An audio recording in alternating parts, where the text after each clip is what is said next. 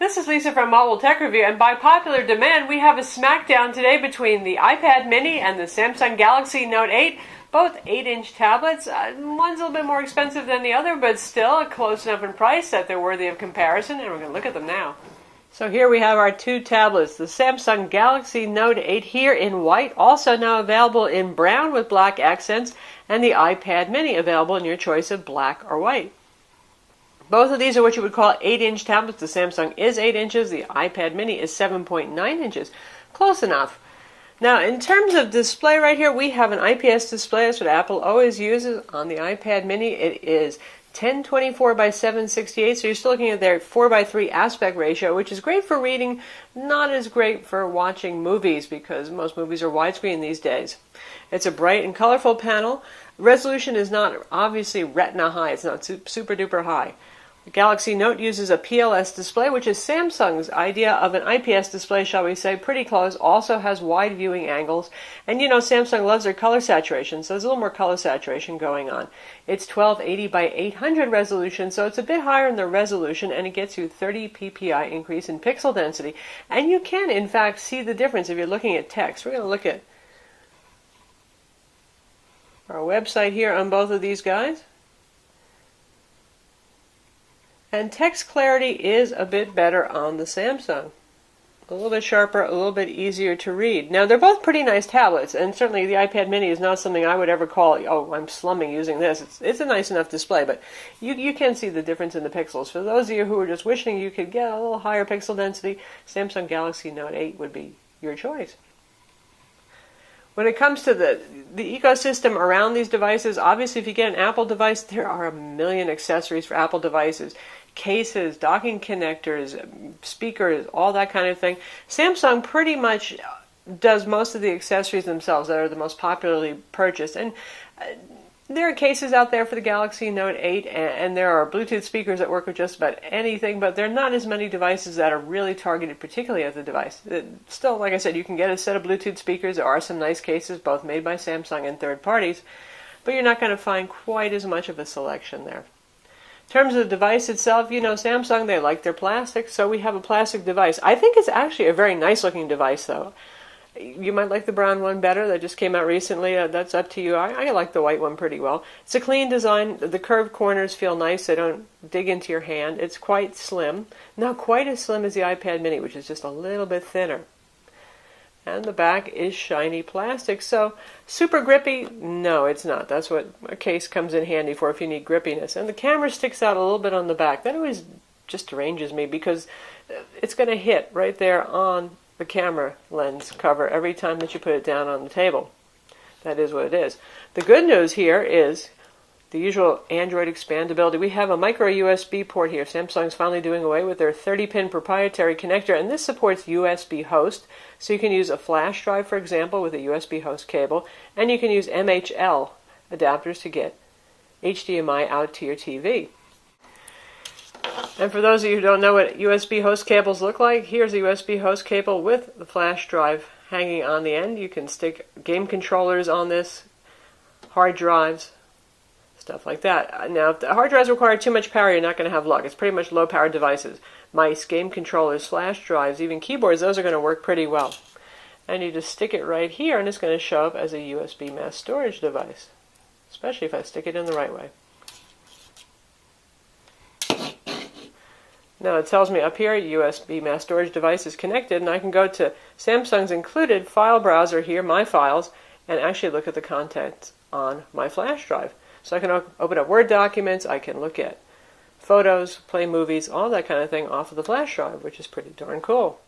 The Samsung also has a micro SD card slot under this little door here. It supports up to micro SD XC cards, so you can throw a 64 gig micro SD card if you want there to expand storage. Samsung, when they first came out with this device, said it would be available with 16 or 32 gigs of internal storage. Well, so far only the 16 gigs have been on the market. So you need to install all your applications on internal storage, but you can put all of your movies, your documents, your music, all of your media on cards. Headphone jack up top, no surprise there. It's combo mic headphone jack, your volume controls right here, power button. And aha, here's another special little thing, Consumer IR Remote. This works to control your home theater gear. You get both Samsung Watch On and Peel, two applications that give you content discovery and can control your home theater stuff. So that's a pretty neat feature. You know Samsung, they love features. There's plenty of that going on here. Got a front video chat camera on this, and we have that 5-megapixel camera on the back. Now our iPad might not have as many nifty add-ons, but it fights back with just an incredibly gorgeous industrial design. This is just a lovely minimalist piece of technology right here. Nice looking. You can see the screen is a little bit more glary and reflective than the Galaxy Note 8's, but it's bright enough that it combats that just fine. Really clean design, metal back. We have our textured anodized kind of aluminum backing here, again available in black or silver. So nice looking piece, a hair thinner. I can actually feel the difference. It's interesting. I like the rounded corners on the Galaxy Note 8 better, but I like the thinness and the overall easiness to hold kind of feeling that I get out of this device. Now once you have them in cases, it's all out the window anyway. 5-megapixel camera up here in the corner. Neither of these has an LED flash. You have your Lightning 8-pin connector here.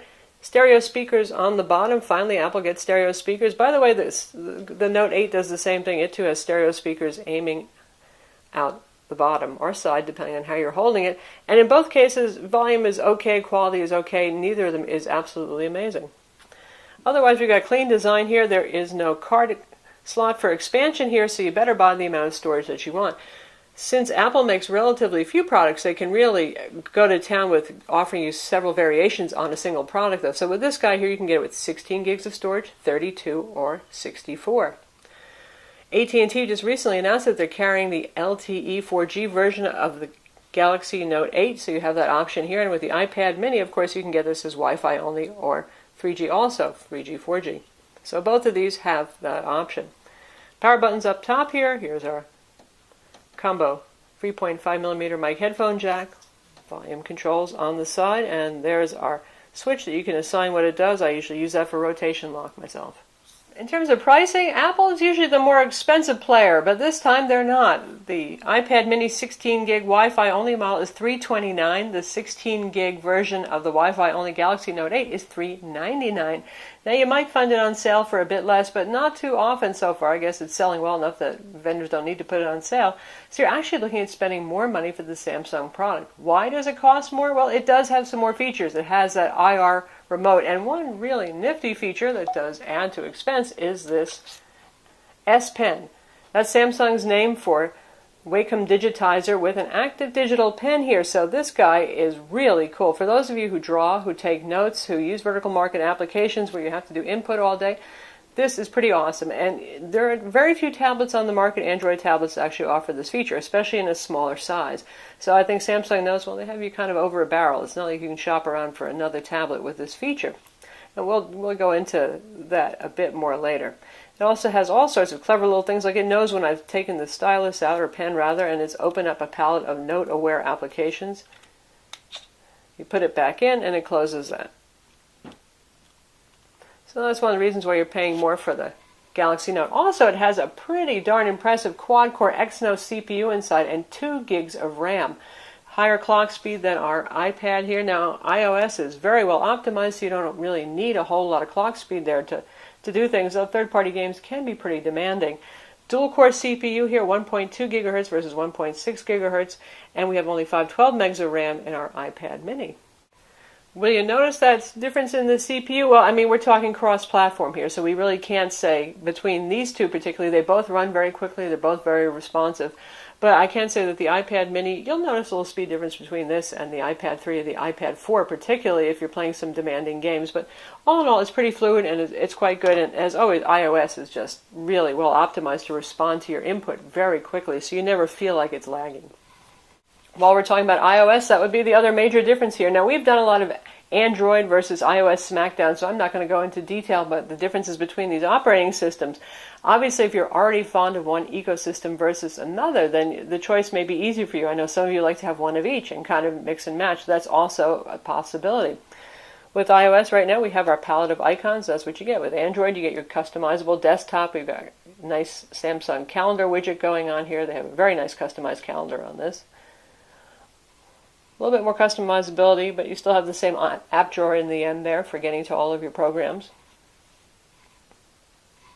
Probably iOS is still a little bit easier for folks because it's quite simple and straightforward. There isn't much customization there. So for those of you who are looking at this as a gift for somebody who's not technologically adept, the iPad mini probably would be a better choice.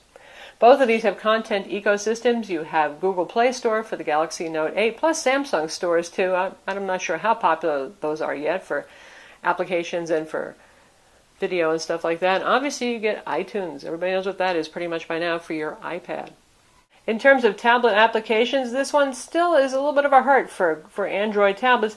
There's a whole lot more, I mean hundreds of thousands more tablet optimized applications for your iPad mini versus our Samsung Galaxy Note 8 here. That said, all the major apps that I like to use, they are tablet aware. There are tablet versions of them and they look just fine. And today's cutting-edge 3D games are coming out in both tablet and phone versions. It's just for older games and things like that you're going to be playing with basically the phone-oriented UI.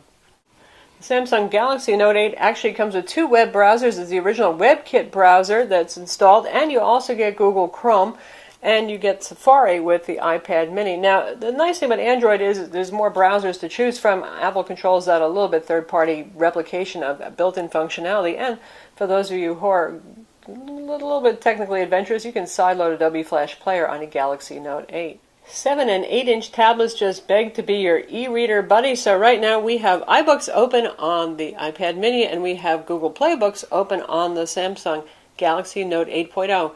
When we launch Google Play Books, it automatically enables reading mode, which I suppose enhances contrast as far as I can tell a bit.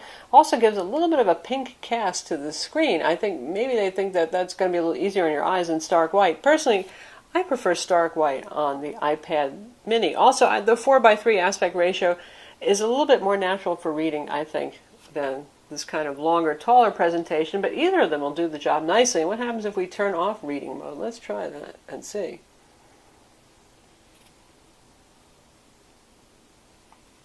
And it's still kind of on the pink side there. I would say text does look better in reading mode. That was pretty effective for making the text even clearer, but there you have it. Both of these are responsive and they work well, and they both work in portrait and landscape mode, and they both support Kindle, Nook, and all sorts of ebook readers, so you have quite a selection there. And you can also use Zinio on these if you like to look at magazines. Though honestly, I think 10-inch tablets are a little bit better for looking at Zinio content. When it comes to gaming, they're both quite capable. Samsung has more raw horsepower in terms of actual benchmark performance, but they both do a good job. We're going to look at Real Racing 3 on each of these, and you're going to see pretty much the same thing, to be honest. And we're about to race on our Galaxy Note 8.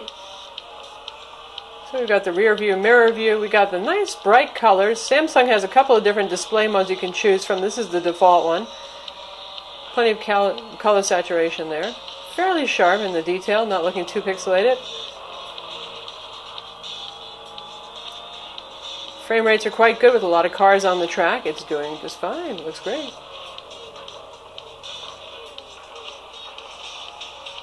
So that's Real Racing 3 on the Samsung Galaxy Note 8. And now we're going to try the same race, same car on the iPad mini.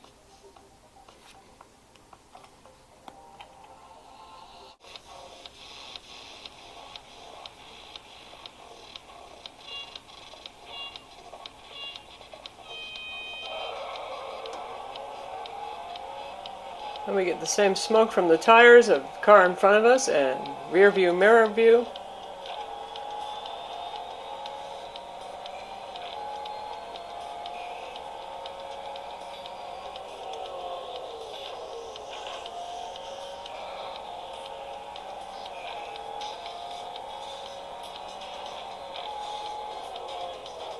Also very good frame rate. Generally games are a little bit more well optimized for iOS, so I'm never surprised when I see good frame rates and good performance from an iPad. So that's Real Racing 3 on the iPad mini. Nice track detail there. You can see the skid marks and all that kind of stuff on the ground. Good times. So here's the thing that really sets the Galaxy Note 8 apart if you have a use for this feature, and that's this Little S Pen or Wacom digital pen here. Got a little button here for clicking on it. Does not have an eraser on the end, but makes for very precise and pressure sensitive input, which is nice. Also palm rejection, because it can tell the difference between the pen and your hand. Your hand is capacitive. This does not work on a capacitive basis. It's just as easy as writing on a piece of paper. Very nice. And you can use this for sketching too, and there's a lot of sketching apps that are available. And we've got pressure sensitivity here, and not for my little smiley face, but if we go into an art application, you can actually see that, and we'll do that now.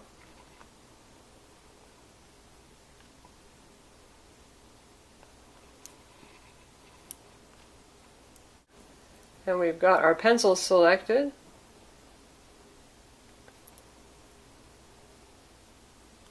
You can see my light and thin line and getting to a heavy line. So you can actually do real artwork with this that feels more natural than just every stroke is identical to every other stroke. Very nice. You can do light lines like so, and then really deep heavy lines if you need to. So note-taking in art, especially in the 8-inch size, feels like a sketchbook or a notepad.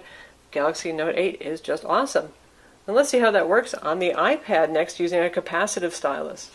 So here we have a capacitive stylus. I have actually picked a smaller and thinner one because the smaller tip allows for a little bit more precision. And we're going to use an app called GoodNotes, which supports pen style input, and we're going to use our little pen. And first off is, my hand is accidentally activating controls up top. There's no palm rejection here. Everything is capacitive input, so this is equally as important for input as is your hand, and it really can't tell the difference very easily. So I have to keep my hand off. There goes the quality of my writing as a result while I am writing. And the pen strokes are just not quite as good. Now you can get by with this, but it really is hard. Now once again, my hand's on there first. No good, or I'm going to get some kind of vectoring. Trust me, this becomes torturous pretty quickly. So if really note-taking is important to you or drawing, you're going to want something that has a real digital pen. For those of you who want to just use an accessory keyboard or the on-screen keyboard with this, then, well, it doesn't matter to you, does it? So how about movie playback? Both of these have nice enough screens, and at 8 inches, not too small to enjoy some movies. So we're going to play a 1080p MPEG-4 trailer. Let's see how it goes.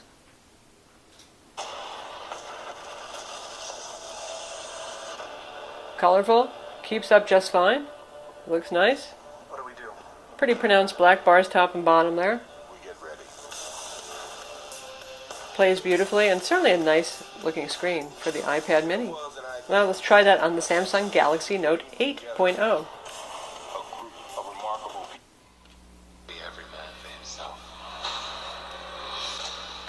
And now here we are, pretty much the same scene.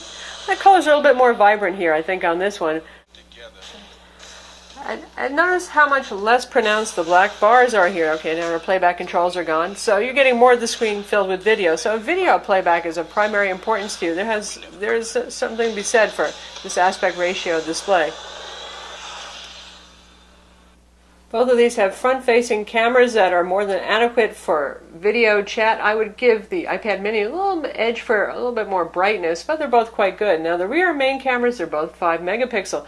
And here we're looking at the Samsung one right here, and you can see, boy, there is a whole lot of settings going on here. So portrait mode, various effects, sepia, black and white, negative. You know Samsung, they just go to town. White balance, ISO, all of that stuff is here. No HDR though, sorry about that. You've also got scene modes here, all sorts of stuff. In the end, it comes down to how well does it take a picture. And it takes a decent picture. Not stunning, it is only 5 megapixel, but not bad. And certainly for a tablet camera, we can't complain. Now for video, this can shoot up to 720p video. No 1080p video here, sorry. And now we've got our iPad mini here, ready to take some photos. And you can see, much simpler UI here. Switch between your video and your photo mode, switch your cameras over here. Options, grid, on, off. That's pretty much it. So take a picture like that, that's what there is. And if we want to switch to video mode, this can shoot 1080p video, so you're going to get higher resolution video, a little bit better quality video on it. So do you want a lot of features and want a lot of control, or you just want something that takes a good snapshot quickly? That's going to be the difference there. And I'd say the iPad mini is the one that is great. You just want to take it and shoot something. It takes a pretty decent shot right there. Lastly, one big software feature that the iPad has is Siri for voice control, and Siri generally does a pretty good job. Now you get Google Voice Control on here, that's your best bet with the Samsung in terms of reliability for voice control, and it works, but it doesn't have all the natural language queries that almost mimic an interaction that Siri has.